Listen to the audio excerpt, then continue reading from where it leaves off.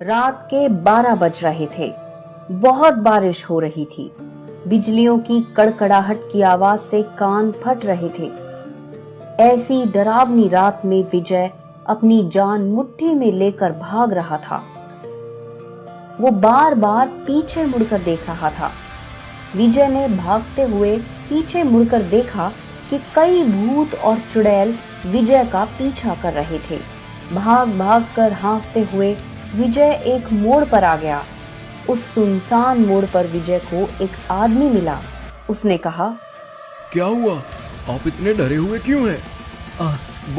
वो मेरे पीछे बहुत सारे भूत पड़े हैं। मैं कब से उन सब से अपनी जान बचाकर भाग रहा हूँ।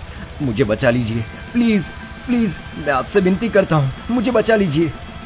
केशव ने विजय के पीछे देखा और कहा, लेकिन आपके पीछे तो कोई नहीं है।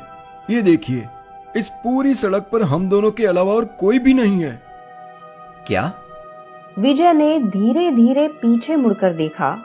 अब उसके पीछे कोई नहीं था। लगता है वो सब चले गए। हे भगवान, लगता है वो सब भाग गए। कौन? आप किसकी बात कर रहे हैं?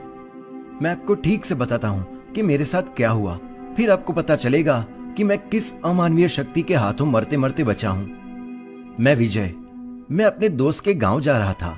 इस रात के अंधेरे में तूफानी बारिश की वजह से मुझे रास्ता ठीक से दिखाई नहीं दे रहा था। गलती से मैं इस मोड़ पर मुड़ गया। मैं इस रास्ते से आगे जा रहा था। धीरे धीरे आगे जाते हुए मैंने देखा कि इतने घने अंधेरे में भी आगे की तरफ रोशनी दिखाई दे रही थी। मैं उस रोशनी की तरफ आगे आगे जाने लगा। वहां जाकर मैंने देखा इस शहर में इतनी रात गए भी बहुत हलचल थी। रास्ते के दोनों तरफ बहुत सारी दुकानें थी। कुछ लोग उन दुकानों में खरीदारी कर रहे थे।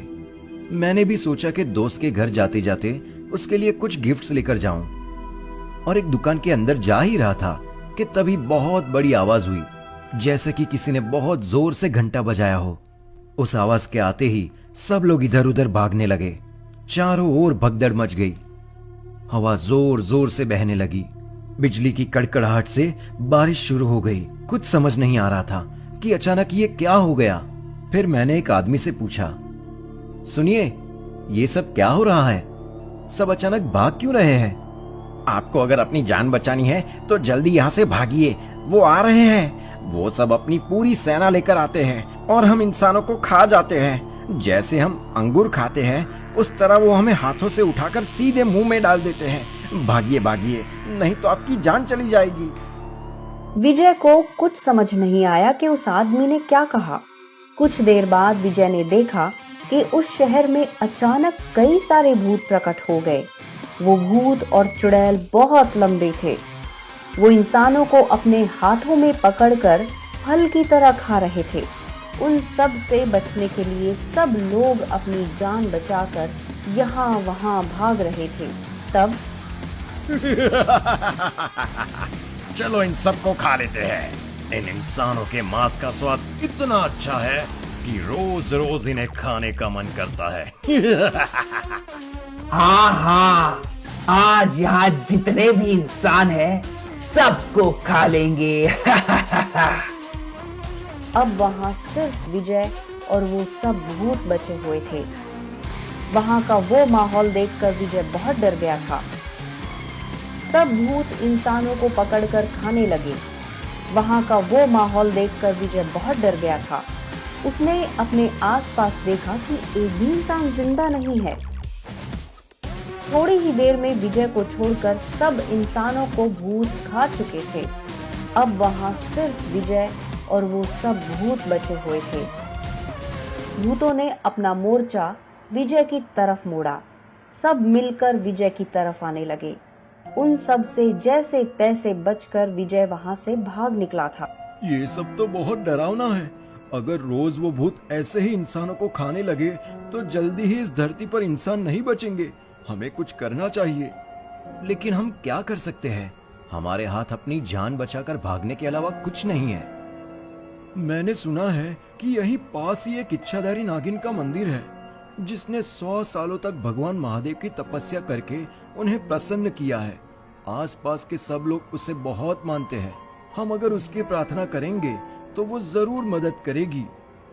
फिर केशव और विजय ने नागिन के मंदिर में आकर उसकी प्रार्थना की। उनकी विनती को सुनकर नागिन वहां प्रकट हो गई और विजय ने उसे सब बात बता दी। विजय के साथ नागिन इस भूतिया शहर में आई। विजय को देखकर सब भूत फिर से वापस आ गए।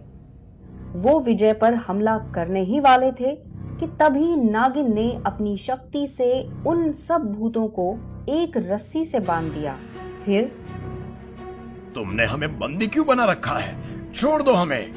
तुम हर रोज आकर इस शहर के इंसानों को फलों की तरह खा लेते हो। इन सब ने क्या बिगाड़ा है तुम्हारा? ये इंसानों का नहीं, हमारा शहर है। कई साल पहले हम यहाँ रहते थे। एक रात किसी ने हमारे शहर में आग लगा दी। पूरा शहर उस आग की चपेट में आ गया। हर एक शहरवासी की उस आग में झुलसकर मौत हो गई।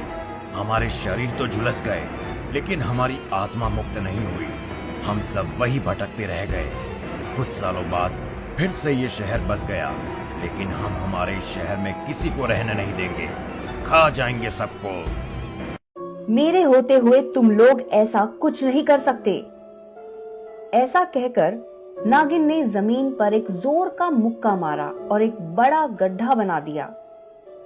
फिर नागिन ने उन सब बंदी भूतों को उस गड्ढे में फेंक दिया, लेकिन वो सब भूत इतने लंबे थे कि वो गड्ढे से आसानी से बाहर आ गए।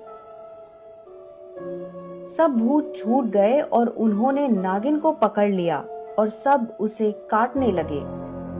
नागिन ने अपना आकार बहुत बड़ा कर लिया। नागिन सब भूतों से बड़ी हो गई। फिर नागिन ने अपने बड़े हाथों में सब भूतों को पकड़ लिया और उस गड्ढे में डालकर उस पर अपना पैर रख दिया। नागिन के विराट शरीर की वजह से सब भूत जमीन के अंदर धंस गए।